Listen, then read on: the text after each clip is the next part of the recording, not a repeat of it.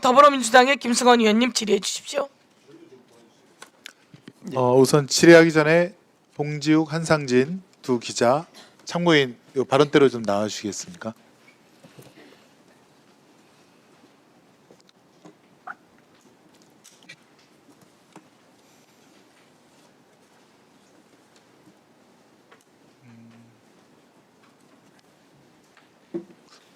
같이 계시는 게 낫지 않으실까요? 같이요. 따로. 같이 계시는 게 좋을 것 같습니다. 네, 이쪽에 계시면 제가 잘 안 보여서. 네네. 예, 지금 저는 2022년 3월 대선 직전에 후보자에 대한 검증에 관해서 사실적인 그리고 공익적인 보도를 한 두 기자에 대해 1년 6개월이 지난 다음에 갑자기 윤석열의 명예를 훼손했다라고 하면서 이건 대선을 앞둔 정치 공작이다 이런 프레임으로 어마어마한 수사와 인권 탄압을 했던 그런 사안에 대해서 질의를 드리고자 합니다. 상기시켜 보시면 이게 지금 2023년 9월 1일 검찰이 신학님 전 언론노조위원장을 압수수색하면서 조선일보가 갑자기 김만배 기획 신학님 실행 허위 인터뷰라는 보도를 냈고요. 그다음에 9월 4일 국회 이동관 방통위원장이 이것은 방심위에서 모니터하고 엄중 조치를 하겠다. 그다음에 9월 5일 대통령실에서 희대의 대선 정치 공작 사건이다라고 규정을 하고 9월 5일 국회에서 권성동 국힘당 의원이 뉴스타파 보도는 선거 공작이다 이렇게 말을 하자 한동훈 장관이 수사에서 엄정하게 책임을 물을 것. 또 같은 날 방심위에서는 뉴스타파 보도를 인용한 방송사 심의 처벌하는 민원 70건이 접수된 후에 바로 일주일 후에 긴급 안건으로 상정을 의결했고요. 9월 7일 드디어 서울중앙지검이 움직이면서 대선 개입 여론조작 사건 특별수사팀 강백신 팀장으로 한 10여 명의 검사들로 구성을 하고 그다음에 9월 8일 국회 국민의힘에서 대선 공작 게이트 진상조사단을 발족합니다. 유희동 의원이 단장이었는데 9월 12일 방심위에서 드디어 4개 방송국 6개 프로그램에 대해서 1억 4천만 원 아마 이게 그 방심위 설립된 지 가장 많은 그런 과징금을 부과하고 드디어 9월 14일 중앙지검에서 뉴스타파 사무실과 여기 두 참고인인 한상진 봉지욱 기자의 집을 압수수색을 합니다. 결론적으로는 9월 19일 이재명 당시 민주당 대표에 대한 체포동의안을 제안하고 그다음에 9월 21일 체포동의안의 의결까지 이게 정광석화처럼 아주 그냥 파도처럼 밀려오고 정신없이 몰아쳤는데요. 그럼 대상 보도가 무엇인가 자료화면 보시겠습니까? 이렇게 검찰이 또 국민의힘이 난리를 쳤던 대상 보도는 박영수, 윤석열 통해 부산저축은행 사건 해결이라고 했는데 김만배 씨가 당시 인터뷰에서 박영수 변호사와 윤석열 당시 대검 중수부 검사를 통해 사건을 해결했다. 또 그 내용 중에는 이재명 성남시장 때문에 대장동 사업에 어려움을 겪었다고 하는데 이건 맞지요? 네, 맞습니다. 다음 자료 화면이요. 다음 자료 화면입니다. 그럼 결론은 이 사건을 지금 재판하고 있는 재판부에서도 2011년 부산저축은행 대장동 수사 당시에 과연 윤석열이가 이 사건을 봐줬느냐, 조우영에 대한 사건을 봐줬느냐가 핵심이라고 그 판사님도 그렇게 얘기했다는 것이죠. 예, 맞습니다. 예. 요 수사 라인을 보실까요? 2011년 당시 부산저축은행 수사 라인인데요. 김홍일 중수부장이 있다가 최재경 중수부장으로 바뀌고 또 당시 수사기획관은 우병우였고요. 그다음에 윤석열이 중수이과장으로 불법 대출과 대주주 비리를 수사하는 그런 과정이었습니다. 다음 사건이요. 조우영에 대해서는 2011년 4월 달에 우선 대장동 초기 사업자인 이강길이 대검 중수부 수사관 면담을 했고 그다음에 이강길에 대한 대검 중수부 수사가 4월 18일 진행이 됩니다. 그런데 여기서 포인트는 윤석열이가 이미 조우영에 대해서 출국 금지를 합니다. 맞죠?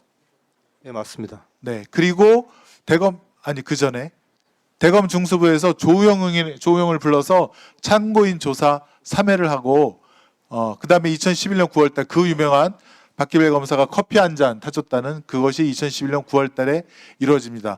어쨌건 조우영에 대한 수사가 무마됐다는 그런 대가로 박영수는 조우영으로부터 총 변호사 비용을 1억 6천만 원 받게 됩니다. 이것은 여러 경로를 통해서 확인이 되는데요. 다음 자료 화면 보시겠습니까? 공문으로 확인이 됩니다. 조우영 출국금지 문서가 윤석열 중수이과장 결재로 4월 19일 날 이루어진 거 맞죠? 네, 맞습니다. 이거 다 확인하고 보도하신 거 아닙니까? 검찰이 법원에 낸 증거 기록에서 확인한 것들입니다. 검찰이 스스로 법원에 낸 겁니까? 네, 그렇습니다. 다음이요. 조우영 씨가 본인의 범죄 4건에 대해서 자백했다는 진술이 있던데 이것도 맞습니까? 네, 맞습니다. 이것도 검찰이 법원에 낸 증거 기록에서 확인된 내용입니다. 네, 참 어이가 없습니다. 다음 자료요.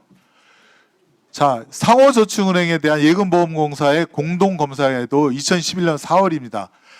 이 지금 부산저축은행에 대해서 불법 대출을 확인했습니다. 지금 계열사 간 신용공여를 많이 했다라든가 개별 차주 신용공여 한도를 초과했다라든가 그래서 이거 지금 수사해야 된다라고 이 자료를 예보가 정식으로 대검 중수부에 보낸 거 아닙니까? 윤석열이 이걸 당연히 확인했을 거고요. 맞죠?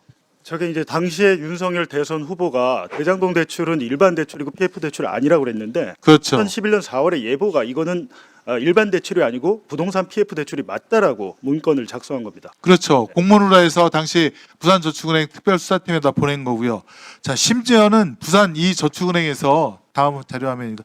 2012년 2월 달에 조우영에 대해서 수사해달라고 정식으로 공문을 보냅니다.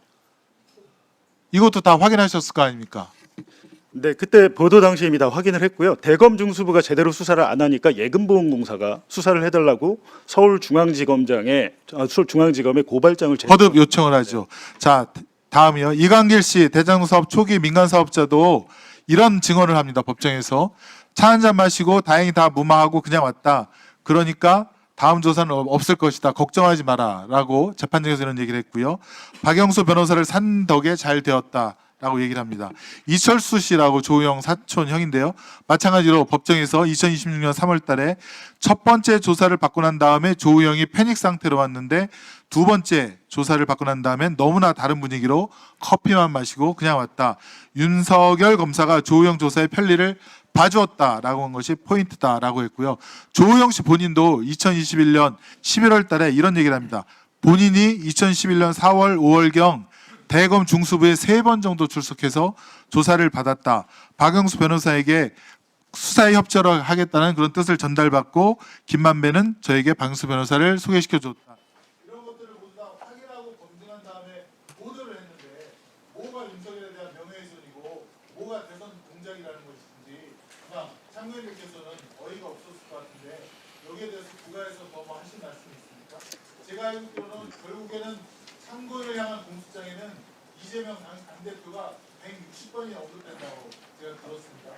결국 대검은 당대신의 특별수사팀은 참고인을 잡기 위한 최종 목표가 아니라 이재명 당대표를 구속시키기 위한 그 경로로서 참고인들에 대한 강압수사를 한 거 아니겠습니까? 네. 결국에는 이 사건은 이제 비판 언론을 옥죄기 위해서 한 게 아니냐 이렇게 했는데 제가 보기에는 2023년 1월 달에 이재명 민주당 대표에 대한 1차 구속영장이 체포동의안이 부결됩니다. 그때 당시 그 체포동의안의 내용이 대장동 사건이었는데요. 그 다음 달에 이제 저희 그 이재명 대표를 서울중앙지검 강백신 팀장이죠. 그때 불러서 이재명 대표에게 뉴스타파 보도를 제시합니다. 제시하면서 여기 나오는 이 공산당 프레임을 김만배와 당신이 만들어서 유포한 거 아니야? 이런 식으로 이제 질문을 해요. 이게 검찰 수사 기록의 내용이에요. 그러니까 2023년 2월경부터 서울중앙지검은 대장동을 구속을 실패하자 이 언론사들과 비판 언론과 이재명을 묶어서 기획을 했던 것이고 동시에 수원지검은 대북송금 사건 조작을 시작을 했고요. 2023년 9월 그러니까 7달 뒤에 실제로 저희에 대한 서울중앙지검 압수수색이 시작이 됐고 나흘 뒤에 이재명 민주당 대표에 대한 구속영장이 청구가 됩니다. 그러니까 결국에는 이 사건은 비판 언론을 만약에 옥죄려고 했다면 아까 그 이상희 의원 말씀하셨듯이 대선 당시에 문제를 제기했어야죠.